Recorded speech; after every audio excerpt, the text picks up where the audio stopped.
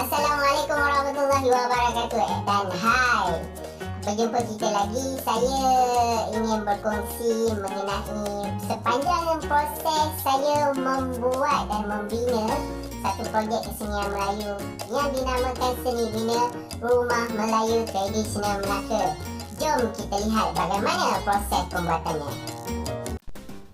Hai, Assalamualaikum warahmatullahi wabarakatuh. Hari ini saya nak berceritakan sedikit mengenai projek yang telah saya bina, iaitu projek seni bina Rumah Tradisional Melayu Melaka. Di mana Rumah Tradisional Melayu Melaka ini terdiri daripada dibuat daripada lidi dan dicantumkan mengikut bahagian-bahagian, dan ini adalah paparan Rumah Tradisional Melaka.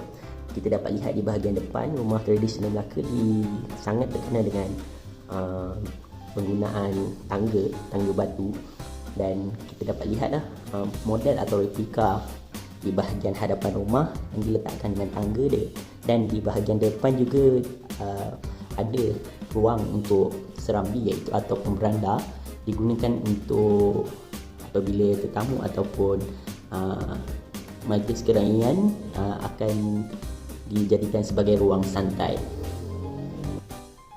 Kita masuk pula ke bahagian ruang tengah. Ruang tengah ini adalah ruang di mana digunakan untuk di bahagian ruang tamu lah.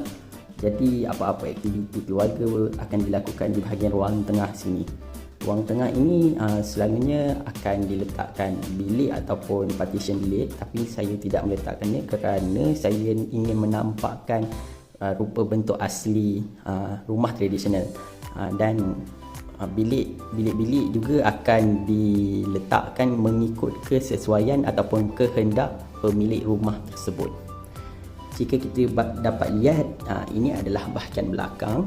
Bahagian belakang ini adalah di mana untuk ruangan masakan, dan bahagian belakang juga ada ruang, ada dua pintu, iaitu pintu hujung kiri dan kanan. Di bahagian kiri dan kanan diletakkan tangga. Ini kita panggil sebagai ruang tengah lah. Ruang tengah ni digunakan apabila untuk masuk atau keluar selain daripada pintu depan dan pintu belakang. Okey, seterusnya bahagian anjung belakang. Anjung belakang ini digunakan untuk aktiviti seperti mungkin menyiang ikan ataupun selepas bercucuk tanam ataupun menoreh getah. Pemilik rumah akan meletakkan barang di bahagian atas para. Ini dipanggil sebagai para, dan mereka akan lakukan iaitu lebih kepada merehatkan diri sebelum membersihkan diri dan masuk ke dalam untuk mandi. Dan ruangan sini juga digunakan untuk apa-apa ruang, untuk sekiranya ruang dapur tak mencukupi, mereka akan menggunakan bahagian anjung luar ni lah. Dan anjung luar ini mempunyai tangga dan boleh menaiki tangga untuk masuk ke dalam rumah melalui pintu di bahagian belakang. Seperti kita dapat lihat di sekeliling rumah ini terdapat atap yang tinggi, dan di mana atap tinggi ini berfungsi dan bertujuan untuk memastikan pengaliran udara daripada atas dapat masuk ke dalam rumah.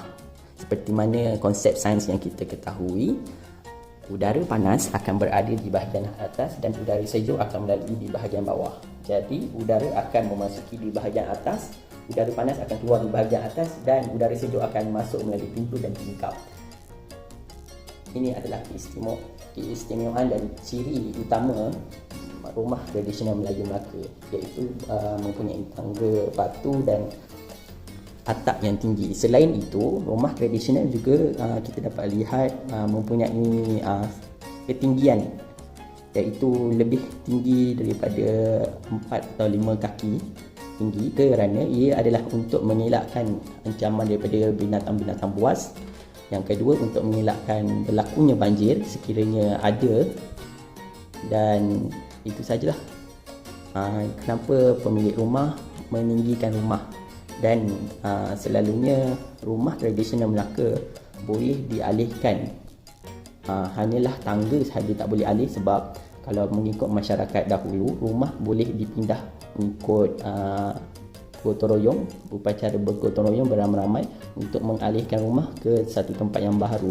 dan akan tetapi tangga yang dibina adalah kekal di tempat asal, dan pemilik rumah tersebut perlu membina tangga di bahagian tapak rumah baru dan meletakkan rumah di tapak yang baru. Itu sahaja ringkasan daripada projek yang telah saya bina. Sekian, terima kasih.